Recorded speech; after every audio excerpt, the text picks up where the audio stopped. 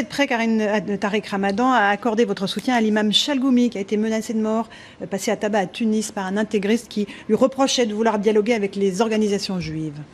L'imam Chalgoumi et les agressions, il faut les condamner. Je serai de son côté contre ces agressions, mais je suis complètement opposé à ses positions, à sa pensée et au fait que non, c'est pas une pensée de tolérance, c'est une pensée de compromis.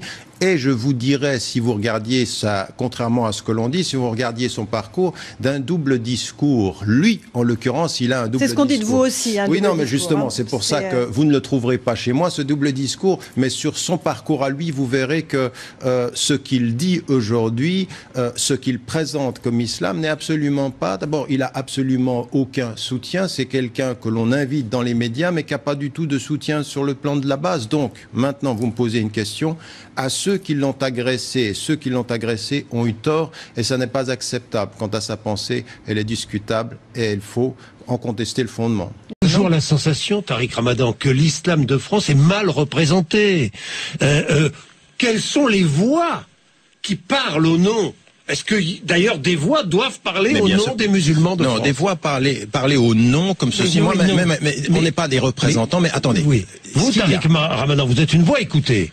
Par les musulmans de France. Mais le problème, c'est que je suis pas écouté par votre gouvernement. Je suis même diabolisé. Je n'ai accès à aucune de vos universités. J'interviens dans toutes les universités du monde, à l'exception de la France. Quand même, absolument. L'exception française, elle est moche là.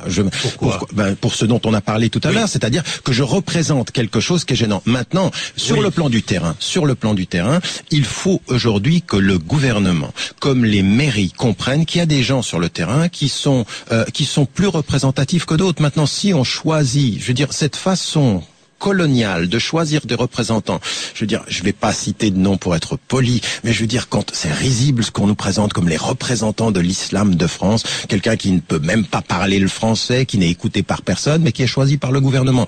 Tant que le gouvernement choisit à qui il parle, au nom de qui il veut que ce représentant parle, ça va pas le faire.